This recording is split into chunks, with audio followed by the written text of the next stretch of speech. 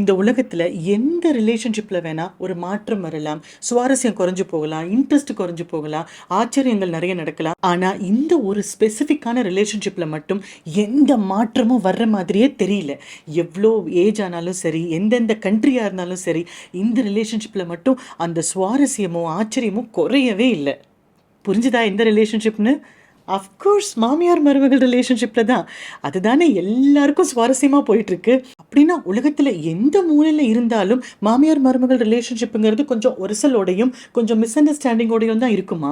அந்யோன்யமாக இருக்கிறவங்க ரொம்ப ரொம்ப ரொம்ப குறைவாக தான் இருப்பாங்களா? ஆனால் நம்ம எப்போவுமே இந்த மாமியார் மருமகள் ரிலேஷன்ஷிப் பற்றி பேசும்போது இடையில கம்ஃபர்டபுளாக ஒரு நபரை மிஸ் பண்ணிடுறோம். அவங்களும் இதுதான் சாக்குன்னு எஸ்கேப் ஆகிடுறாங்க. அப்போ இந்த மாமியார் மருமகள் ரிலேஷன்ஷிப்பில் இன்னும் கூட கொஞ்சம் அன்பும் மரியாதையும் கூட்டணும்னா என்ன பண்ணணும்? இந்த இடையில எஸ்கேப் ஆகி போகிற ஆளு யாருன்னு இன்னைக்கு பார்த்துடலாமா?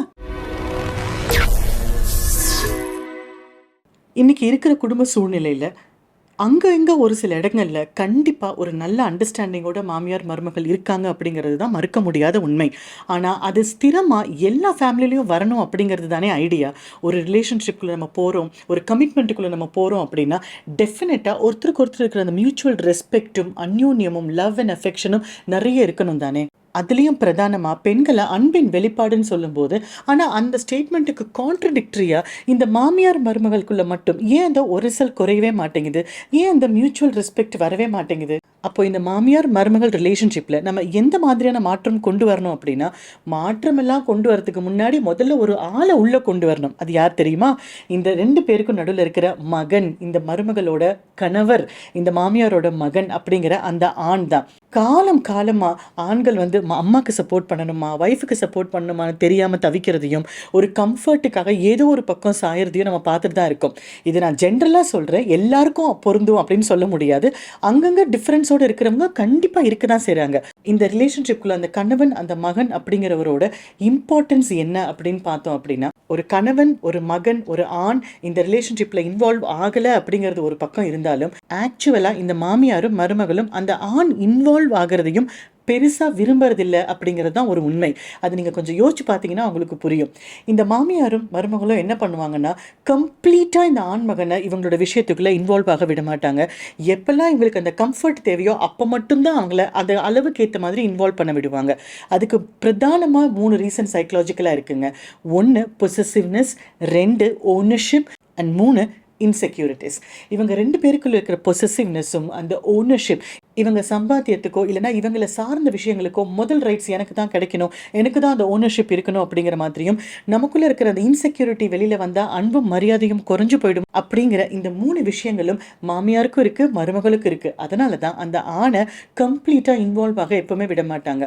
நான் கஷ்டப்பட்டு பெற்று வளர்த்து படிக்க வச்சு செலவு பண்ணி எல்லாம் பண்ணதுக்கப்புறம் இவங்க வந்து மொத்தமாக கொண்டு போயிடுறாங்க அப்படிங்கிறது மாமியார் தரப்பு வாதமாக இருக்குது. நான் இவருக்காக தான் என்னை பெற்றவங்க வளர்த்தவங்க, நான் எல்லாத்தையும் தியாகம் பண்ணிட்டு இவர் மட்டுமே என் வாழ்க்கைன்னு வந்திருக்கேன், அதனால எனக்கு தான் முதலிடம் அப்படிங்கிறது மனைவியோட தரப்பாகவும் இருக்கிறதுனால தான் இந்த கணவனுக்கு 2மே ஈக்குவலாக இருக்கிறதுனால இப்போ எந்த பக்கம் போகணும் அப்படின்னு தெரியல. இந்த 3 காரணங்களுக்காக தான் பெண்கள் ஆண்களை அதிகமாக இந்த ரிலேஷன்ஷிப்பில் இன்வால்வ் ஆக விடுறதில்லை அப்படிங்கிறதுல ஒரு உண்மை இருந்தாலும், சில ஆண்கள் நிஜமாவே இந்த ரிலேஷன்ஷிப்குள்ள தலையிட விரும்புறதில்லை. அதுக்கு இந்த மேஜரான 5 காரணங்கள் இருக்கலாம். முதல்ல அவங்க வளர்ந்த சூழ்நிலை. இப்போ அவங்க குழந்தை பருவத்தில் வளரும் போதே அவங்க அம்மா அவங்க அப்பா சண்டை போட்டதை பார்த்துட்டே இருந்திருக்காங்க. அப்படி இல்லைன்னா அவங்க கவனிச்ச தன்னோட சர்க்கிளில் இருந்த கப்பிளில் ஏதோ சண்டை சச்சரவுகளோ இல்லைனா கணவனோட கை கொஞ்சம் ஓங்கி இருக்கும், இல்லைனா ஒய்ஃப் ரொம்ப டாமினேட்டிங்காக இருந்திருப்பாங்க, ஹஸ்பண்ட் கொஞ்சம் சப்மிசிவாக இருந்திருப்பாங்க. இந்த மாதிரி நிறைய காம்பினேஷனில் இருக்கிற கப்பிளை பார்த்துட்டு அவங்களுக்கு சரியான அந்த ஒரு புரிதல் இல்லாமல், ஐயோ நமக்கு இந்த பிரச்சனையே வேணாம், அவங்களே என்னன்னாலும் பார்த்துக்கிட்டோம், நான் அதில் தலையிட விரும்பலை அப்படின்னு அந்த ஒரு பயத்தில் விலகி போகிறவங்க. அதே மாதிரி அந்த குழந்தை பருவத்தில் அவங்களுக்கு கிடைச்சிருக்கிற அந்த வேல்யூ சிஸ்டம்ஸ்னு சொல்லுவோம். கணவன் எப்படி இருக்கணும், மனைவி எப்படி இருக்கணும், மனைவிங்கிறவங்க இப்படி தான் இருக்கணும், கணவன்கிறவ இப்படி தான் இருக்கணும் அப்படின்னு சில வேல்யூ சிஸ்டம்ஸையும் அவங்க இந்த மாதிரி தன்னை சூழ்ந்திருக்கிற நிறைய கப்பிளில் பார்த்ததுனால ஒரு தெளிவின்மையோடு அவங்க இருக்கிறதுனால கூட, இல்லை நான் இந்த காம்ப்ளிகேஷனுக்குள்ளே நான் வர விரும்பலை அப்படின்னு அவாய்ட் பண்ணுறதா இருக்கலாம். 2வது, ரொம்ப ஜாஸ்தியாக இருக்கிற பேரண்டிங் ஸ்டைல் வந்து கில்ட் ட்ரிவன் பேரண்டிங் ஸ்டைல் அப்படின்னு சொல்லுவோம். எப்படின்னா, நான் உனக்காக இதெல்லாம் பண்ணியிருக்கேன், நான் உனக்காக அதெல்லாம் பண்ணியிருக்கேன், இப்படிலாம் பண்ணிவிட்டு எனக்கு கடைசியில் யாருமே இல்லையே, எனக்கு நீ பக்கத்தில் இல்லையே அப்படின்னு அந்த குற்ற உணர்ச்சியை தூண்டுற மாதிரி பேசுறது. நம்மளுடைய இயலாமையோ இல்லைனா நம்மளுடைய எதிர்பார்ப்புகளையோ சொல்கிறது தவறே கிடையாது. உங்கள் பையன்கிட்ட சொல்லிக்காமல் நீங்கள் வேறு யார்கிட்ட சொல்லிப்பீங்க, அதில் தவறே கிடையாது. ஆனால் அதுவே உங்கள் கண்ட்ரோலை மீறி ஒரு கட்டத்தில் கில்ட் மட்டுமே கொடுக்குற மாதிரி குற்ற உணர்ச்சியை தூண்டி அவங்களோட கில்ட்டை நீங்கள் மேனிப்புலேட் பண்ணி யூஸ் பண்ணிக்கிற மாதிரி ஸ்டேஜில் ஏதாவது ஒரு அம்மா போகிறீங்களா அப்படிங்கிறத நீங்களே உங்களுக்கு கிராஸ் செக் பண்ணிக்கோங்க. இது மேபி உங்களுக்கு அறியாமல் கூட அது நடக்கலாம். ஆனால் அந்த மாதிரி கில்ட்டை நம்ம இன்ஸ்டால் பண்ணுறதுனால அந்த ஆண் மகனால் எந்த பக்கமும் சாய முடியாமல் ஒரு குற்ற உணர்ச்சியோடையே இருக்கிறதுனாலையும் உங்களுக்கும் சப்போர்ட் பண்ண தெரியாமல் வந்த ஒய்ஃபுக்கும் சப்போர்ட் பண்ண தெரியாமல் ஒரு கன்ஃபியூஷனில் அவாய்ட் பண்ணிட்டு போகிறதுக்கு சான்ஸ் இருக்குது. மூணாவது, நம்ம பெண்கள் எல்லாம் ஏதோ ஒரு வகையில் யார்கிட்டையாவது நம்மளோட மன கஷ்டத்தை நம்ம ஷேர் பண்ணுவோம். இதுதான் ப்ராப்ளம், இப்படி தான் நடக்குது, இவங்க மேலே தப்பு, அவங்க மேலே தப்புன்னு நம்மளால் இமோஷ்னலாக ஒரு அவுட்லெட்டை கண்டுபிடிச்சி நம்மளால் வெளியில் கொட்டிட முடியும். ஆனால் ஆண்களுக்கு அது அவ்வளோ சுலபம் இல்லை. என்னதான் அவங்க நண்பர்கள் கூட இருந்தாலும் மேலோட்டமாக ஒரு சில விஷயங்கள் சொல்லுவாங்களே தவிர மனசுக்குள்ளே அவங்க உண்மையாக என்ன ஃபீல் பண்ணுறாங்க, எவ்வளோ கஷ்டமாக ஃபீல் பண்ணுறாங்க அப்படிங்கிறத அவ்வளோ சுலபத்தில் அவங்க சொல்லிக்க மாட்டாங்க. இந்த இமோஷ்னல் அவுட்லெட் அவங்களுக்கு அவ்வளோ சீக்கிரமாக கிடைக்காததுனாலேயே அவங்களோட ஸ்ட்ரெஸ் லெவல் ரொம்ப ஜாஸ்தியாக வேண்டாம் அப்படிங்கிற ஒரே காரணத்தினாலேயே நீங்கள் ரெண்டு பேரும் என்ன பேசினாலும் அப்படியே சைலண்ட்டாக காதில் வாங்கிக்காமல் இக்னோர் பண்ணிட்டு போகிறதுக்கும் சான்சஸ் நிறைய இருக்குது. அடுத்தது, அன்கிளியர் பவுண்ட்ரிஸ். சில பேர் குழந்தை பருவத்திலேருந்தே அவங்களால நோ சொல்ல பழகியிருக்க மாட்டாங்க. இல்லைனா இதுதான் அவங்களோட லிமிட்னு அவங்களோட சுயமரியாதையை காப்பாற்றிக்கிற மாதிரி அவங்களுக்கு பேச தெரியாமல் இருந்திருக்கும். அந்த மாதிரி அவங்க பழகியிருக்கவே மாட்டாங்க. அதனால் தன்னுடைய பெற்றோர்களோ இல்லை தன்னுடைய சகோதர சகோதரிகளோ தன்னுடைய சொந்தங்களோ பேசும்போது எந்த இடத்துல நோ சொல்லணும், எந்த இடத்துல நம்ம வந்து விலகி வரணும் அப்படிங்கிற அந்த பவுண்ட்ரியை அவங்களுக்கு ட்ரா பண்ணவும் தெரியாது. இதுக்கு மேலே ட்ரா பண்ணவும் அவங்க ரொம்ப கஷ்டப்படுவாங்க. அதனாலேயே கூட நமக்கு எந்த பிரச்சனையும் வேண்டாம் அப்படின்னு எல்லாத்துலேருந்து ஒதுங்கி போகிறதுக்கு ஒரு சான்ஸ் இருக்கு. அடுத்தது, அன்ரிசால்வ்டு கான்ஃப்ளிக்ட்ஸ். அதாவது குழந்தை பருவத்திலையோ இல்லை பாஸ்ட்லேயோ ஏதோ ஒரு சில விஷயங்கள் அவங்கள ரொம்ப காயப்படுத்தியிருக்கலாம். அதை வந்து அவங்களால வெளிப்படுத்த முடியாமல் சரி பண்ண முடியாமல் போனதுனால அந்த வலியும் வேதனையும் அவங்க இப்போ வரைக்கும் கேரி பண்ணுறதுனால நீங்கள் என் ஃபேமிலியில் வந்துட்டீங்க, நான் உங்களை பார்த்துக்கிறேன், அதோட போதும் அப்படின்னு ஒரு தேவையில்லாத ஒரு டிட்டாச்மெண்ட் மோடில் போகிறதுக்கு ஒரு சான்ஸ் இருக்குது. இதில் எது உங்களோட கணவருக்கோ மகனுக்கோ அப்ளிகபிளாக இருக்கலாம் அப்படின்னு யோசிச்சு பாருங்க. கண்டிப்பாக உங்களுக்கு ஒரு சொல்யூஷன் கிடைக்கும். அப்போது ஒரு கணவன் அப்படிங்கிறவங்க மாமியார் மருமகள்லேருந்து எஸ்கேப் ஆகி போகாமல் ரெண்டு விஷயங்களில் உங்களோட பவர் இருக்குது, வேல்யூ இருக்குது, நெசசிட்டி இருக்குது அப்படிங்கிறத புரிஞ்சுக்கணும். அந்த ரெண்டு விஷயம் என்ன தெரியுமா?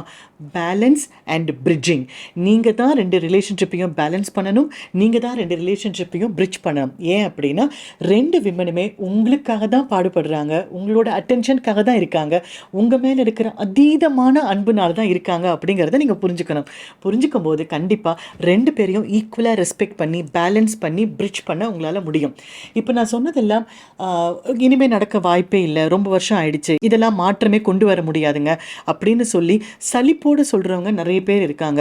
நடந்ததாக இருக்கட்டுங்க. அன்ஃபார்ச்சுனேட்லி சில பேரோட லைஃப்பில் நிம்மதி அப்படிங்கிறது இல்லாமல் போயிருக்கலாம். ஆனால் இந்த வீடியோவோட நோக்கம் என்ன அப்படின்னா, இனிமேல் சேஞ்ச் ஆகிறதுக்கு ஒரு சின்ன வாய்ப்பு இருந்தால் கூட சேஞ்ச் பண்ணிக்கோங்க. அந்த சந்தோஷத்தையும் நிம்மதியையும் மரியாதையும் மதிப்பையும் அந்த குடும்பத்தில் கொண்டு வாங்க. இப்போ உங்களோட பர்சனல் வாழ்க்கையில் இதை ப்ராக்டிஸ் பண்ண முடியாமல் போயிட்டா கூட அட்லீஸ்ட் அடுத்த தலைமுறைக்கு இதை கடத்தாமல் இருக்க நம்மளால முடிஞ்சதை நம்ம பண்ணலாம். அதுதான் ரொம்ப ரொம்ப இம்பார்ட்டன்ட். ஸோ இனிமே வரப்போகிற ஜென்ரேஷன்லையாவது மாமியார் மருமகள் மகன் கணவன் அப்படிங்கிற அந்த ரிலேஷன்ஷிப் ரொம்ப அழகானதாகவும் ஆரோக்கியமானதாகவும் கம்ப்ளீட்டாகவும் ஹெல்த்தியாகவும் இருக்கட்டும். All the best.